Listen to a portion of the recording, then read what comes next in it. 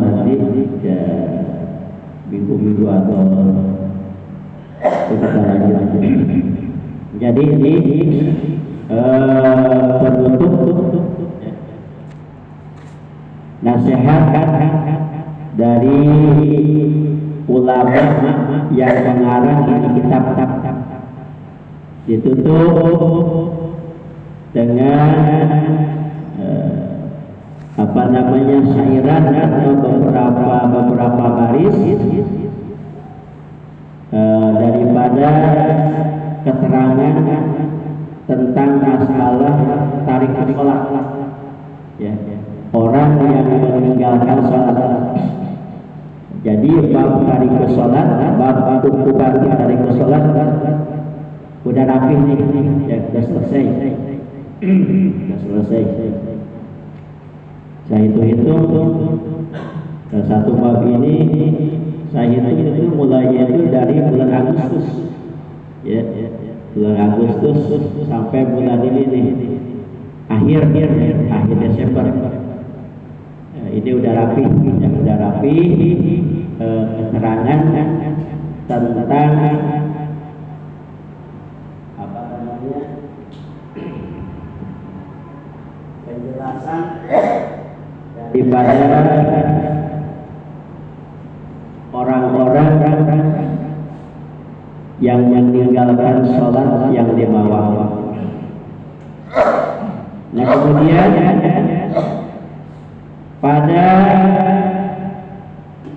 pelajaran ini tadi ditutup wa'lam anna ridha la yaludu. Kata pengarang ini kita, ketahuilah sesungguhnya ridha la yaludu, sesungguhnya ridha itu la yaludu, itu nyata. Jadi keridhaan Allah yang akan diberikan kepada hambanya, yang akan diturunkan kepada hambanya, la yaludu, itu sesungguhnya nyata. Bagaimana caranya? Ya. Bagaimana caranya agar Allah itu ridho? Ya. Agar Allah itu ridho kepada kita, caranya bagaimana ini? Maka supaya Allah itu ridho kepada kita dikasih hidup, dikasih nafas, dikasih rezeki oleh Allah. Jadi supaya Allah itu caranya dengan mengerjakan semua perintah Allah yang Allah perintahkan kepada kita. Biar Allah ridho. Allah memberikan umur kepada kita, Allah memberikan kesehatan kepada kita, Allah memberikan ketentraman hidup kepada kita, Allah memberikan ya, segala apapun yang Allah berikan kepada kita agar Allah itu ridho. Sebab begini, sebab ada orang yang diberikan oleh Allah baik itu sehat, panjang umur, ya, harta banyak, tapi Allah nggak ridho. Ya, yang disebut apa? Ya, yang disebut dengan kalau istilah itu sukunan, istidraj, ya, itu yang disebut dengan istidraj. Jadi Allah memberikan sesuatu yang dirasakan enak oleh manusia, tapi Allah kagak ridho. Allah kagak ridho. Coba aja. Kalau dibandingkan orang Islam, orang mukmin sama orang kafir. Kok kenapa orang kafir kok banyak yang kaya, banyak yang senang, banyak yang sukses? Padahal dia jauh sama pernah ibadah kepada Allah, nggak pernah syukur kepada Allah. Tapi kenapa orang mukmin, orang Islam yang selalu taat kepada Allah, menjalankan perintah Allah, kok banyak yang susah? Ya, banyak yang susah. Nah ini. Gitu. Jadi bukannya Allah tidak senang, ya, bukannya Allah tidak senang, bukan. Justru kata Nabi, dunia dalam kala dunia ini adalah tempatnya ujian bagi orang mukmin. Bahkan dalam hadis lain Nabi mengatakan, dunia sijil mukminin wa jannatul kafirin. Dunia ini laksana penjaranya orang mukmin dan surganya orang kafir. Makanya kan yang senang banget, yang banyak yang senang sukses kayaknya orang kafir. Gitu. Tapi ada juga ya, orang yang memang statusnya sebagai Islam, tapi menjauh daripada perintah Allah pada sukses, pada senang, hidupnya pada enak. Nah gitu ya. Nah gitu. Nah kita harapkan bagaimana?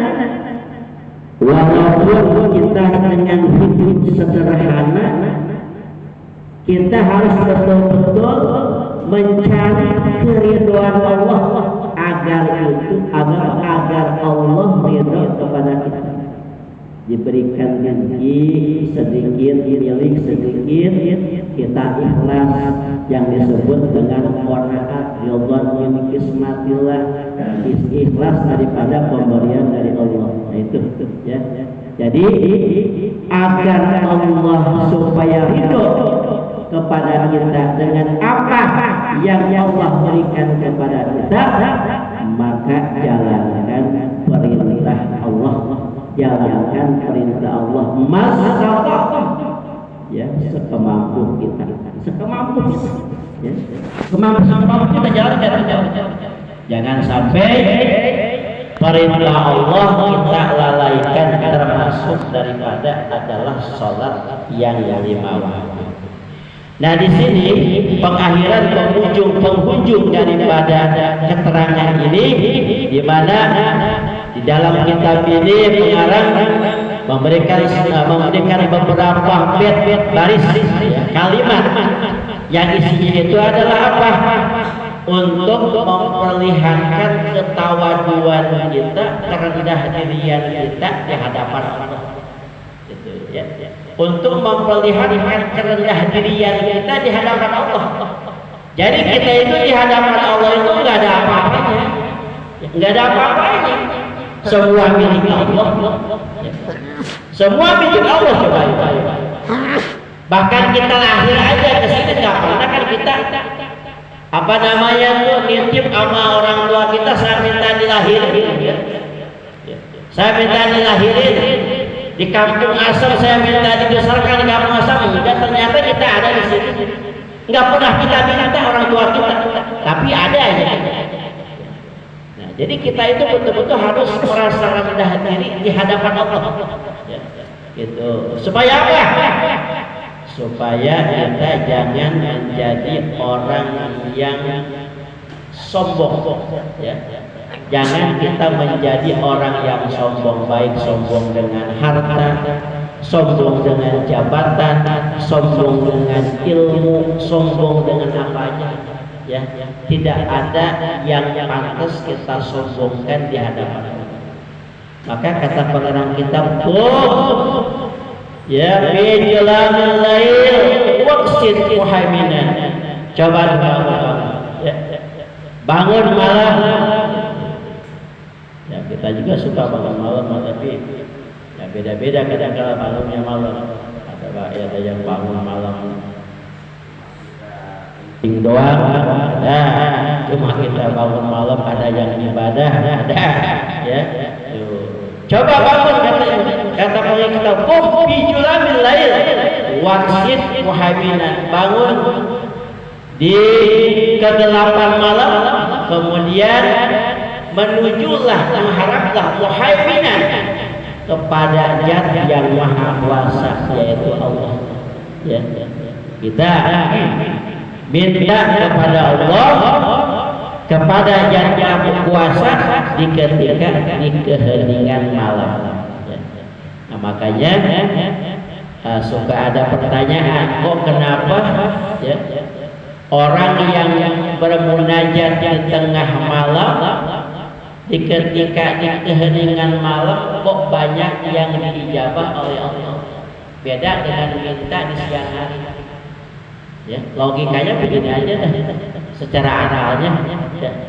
Kalau di siang hari mah orang pada melek, pada melek semuanya. Tapi di ketika malam, ya, di ketika malam itu orang pada tidur. Ya, pantas aja di ketika kalau umpama di keheningan malam ada orang bangun, kemudian dia munajat kepada Allah, minta permohonan hajatnya kepada Allah, akan dikabul. Pantas orang sendirian. Coba aja kalau kita minta, kalau kita datang sama orang kaya umpamanya, kita akan dikasih umpama sumbangan sembako. Kebetulan kita dikasih apa tuh, dikasih nomornya 100. Kan lama kita nungguin yang nomor 1 dulu, ditungguinnya lama gitu. Tapi kalau umpama datangnya kita malam, ketok pintu langsung dikasih, emang sendirian. Ya, kita yang datang sendirian, istilah kata, ya kan? Secara logikanya begitu. Jadi minta kepada Allah begitu.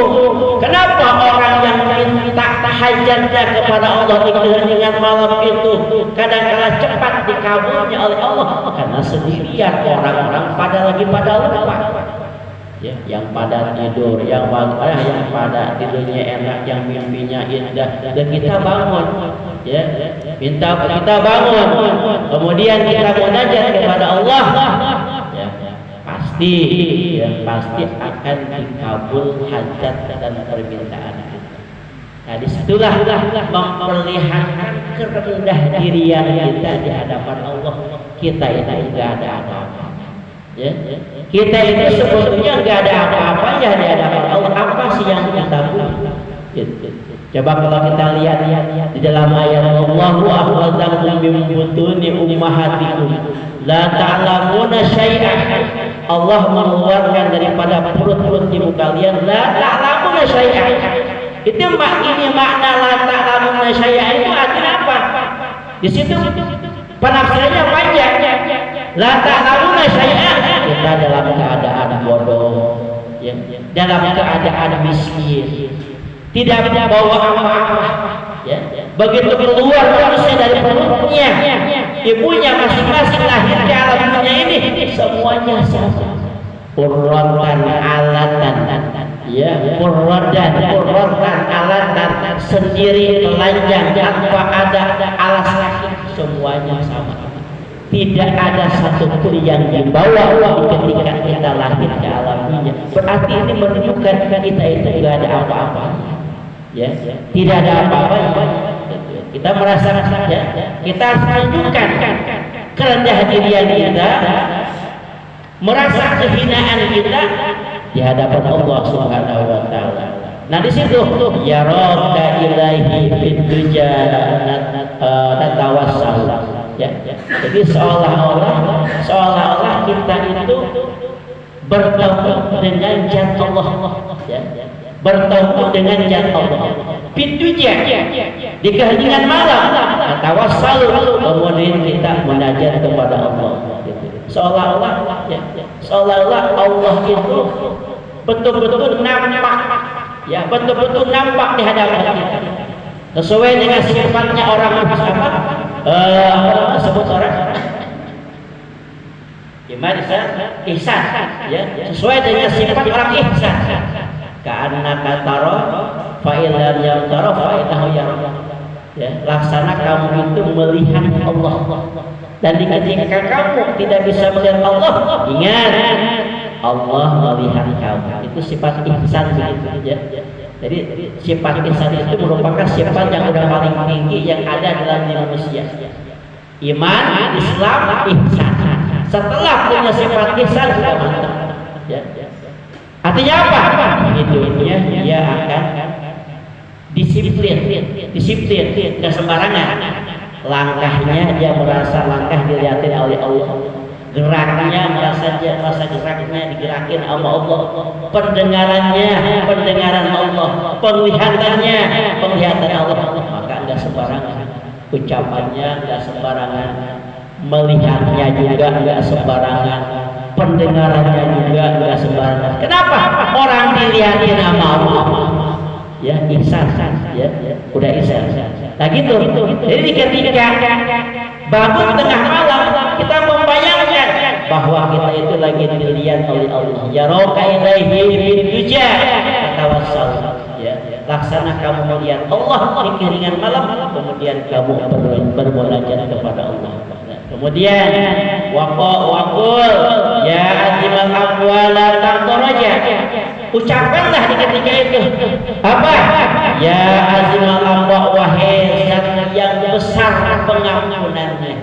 Ya, la taqtaraja, janganlah kau memutuskan harapan. Jangan kau memutuskan harapan ya Allah. Apa harapannya? Saya pengen diampuni ya Allah segala dosa dan kehilapan saya. Itu kita mau Allah. Ya. Kita jangan merasa nggak punya dosa. Ya. Kita jangan merasa sebagai manusia orang nggak punya dosa, jangan. Kenapa? Ketika ada orang yang merasa tidak punya dosa, nggak bakal tobat. Kayak Fir'aun, ya, itu. Jadi kalau orang merasa nggak punya dosa, itu namanya orang yang sombong. Kenapa?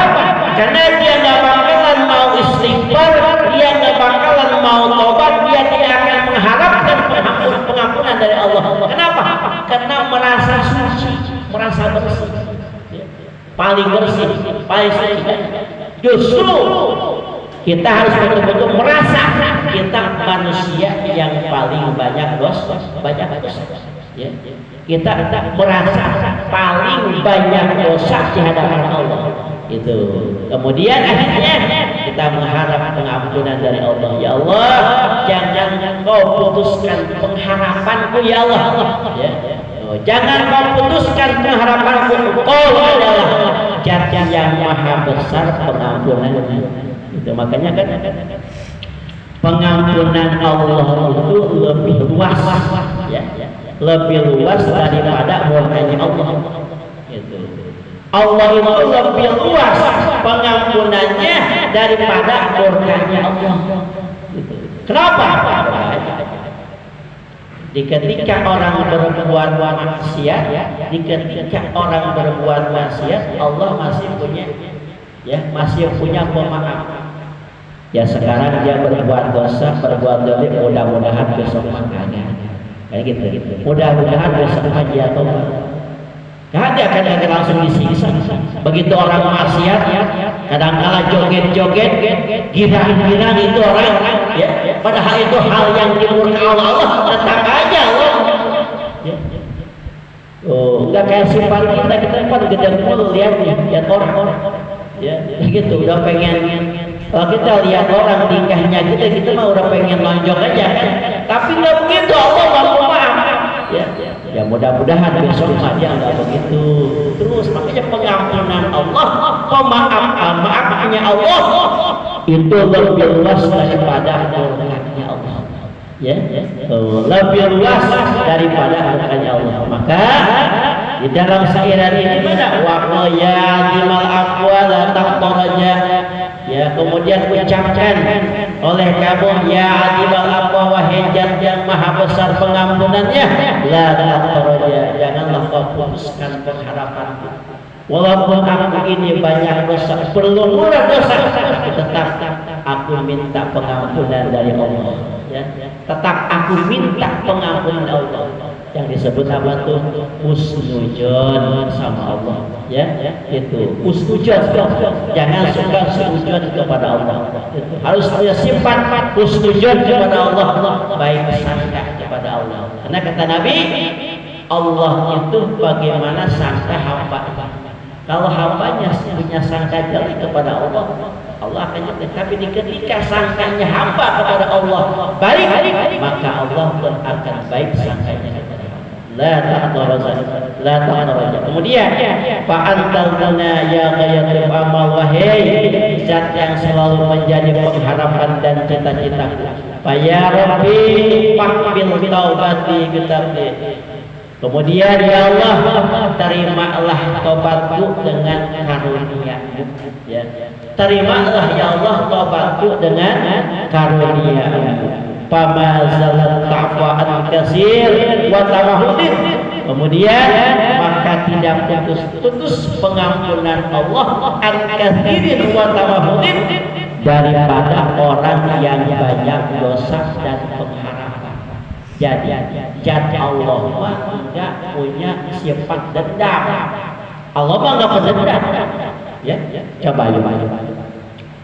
Orang yang dari kecil umpama sampai tua kena ibadah, umpama ya, dari umur 15 tahun, dari menginjak balik sampai ukuran 60 tahun kagak kenal Allah, padahal mah dia statusnya orang mukmin Islam, nggak pernah. Tapi kemudian dia akhir umurnya dia taubat kepada Allah dengan taubatan nasuha, dengan taubat yang sebenar-benarnya, dia diampuni itu kesalahannya sama Allah. Ya, coba kalau umpama kita punya tetangga apa siapa aja musuhin kita 60 tahun, 50 tahun, kemudian dia minta maaf, kira-kira kita mau apa? Dendam kita. Dendam. Tapi Allah nggak begitu, ya. Allah nggak punya sifat dendam. Siapa aja silahkan. Ya. Kemudian dia umpama merasa dirinya banyak dosa, kemudian dia menghampiriku, datang kepadaku, Allah akan menerima taubat sesuai ada keterangannya di dalam apa tuh? Di dalam kitab Arba'in, ya. Di dalam kitab Arba'in ada keterangan jika manusia punya dosa sepenuh langit dan sepenuh bumi, kemudian dia mendekati kepada Allah, kemudian dia tobat, Allah akan menerima taubatnya. Illa syirka, kata Nabi di dalam hadis kutsinya, illa syirka, kecuali dosa musyrik yang tidak diampuni oleh Allah. Ya.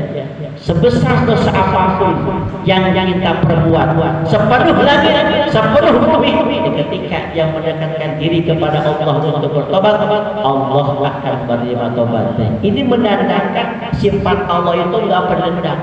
Ya, nggak dendam. Silahkan. Ya, kalau mau bertobat silahkan kita Allah. Tapi ingat satu, yang tidak akan diterima olehku adalah dosa musyrik, ya, dosa menduakan kepada Allah Subhanahu wa taala. Kemudian kunta tazkuni wa anta zahirani, jika engkau ya melupakanku jauh daripada, tapi tetap ya kata hamba itu yang bangun malam, zahirani, engkau adalah laksana simpananku, aku tetap akan mengingatmu ya Allah. Ya, itu kerendahan diri, ya. Kerendahan diri maksud gitu. Tetap jika engkau menjauhi, ya. Jika engkau jauh dariku, tetap kau akan menjadi simpananku, akan menjadi pengharapanku tiap hari, tiap malam, tiap menit, tiap detik. Aku akan mendekatimu ya Allah. Nah, kemudian iman astaqi halim wamin waman atawasal. Kemudian kepada siapa aku harus mengadu? Ya, kepada siapa aku harus mengadu tingkah lakuku? Waman atawasal, dan kepada siapa aku harus bermunajat? Hakikun iman ahda wa ada liman madha, yaitu kenyataannya yang punya tingkah begini ini, kelakuan begini ini adalah orang yang punya banyak kesalahan kepada Allah dan dosa dan mengulangi dosa yang telah lalu. Jadi kalau umpama kita merasa banyak dosa, ya, kepada siapa kita mengadu? Kepada Allah. Ya. Jadi dosa itu jangan kita diomong-omongin. Ya, kita lagi ngobrol lagi apa ngomong banyak dosa. Jadi dosa diomongin itu nggak bakalan habis. Ya, gitu. Jadi dosa habisnya dosa, leburnya dosa itu dengan tobat kepada Allah, bukan dibicarakan di depan orang banyak. Kan bisa begitu. Jangan minta doa sama saya punya dosa. Semua tukang ahli dosa. Jangan begitu. Jadi dengan bicara begitu, dosa tidak akan habis. Jadi lemburnya dosa, hancurnya dosa, bersihnya dosa dalam diri seseorang adalah dengan tobat dan tawasul munajat kepada Allah. Karena Allah akan menerima tobatnya seseorang dengan rasa kerendahan dirinya di hadapan Allah Subhanahu wa taala. Wa yabqa ala abwabihi yatajal wa yabki ala jismin dhaif minal bala. Kemudian ya ingat wa yabqa ala abwabihi ini. Jadi hinanya manusia ya. Hinanya manusia itu dengan sebab banyak dosa. Ya. Orang jadi hina itu dengan sebab banyak dosa. Jadi dosa itu akan merendahkan derajat seseorang. Dosa. Nah kemudian kebaikan, kemuliaan,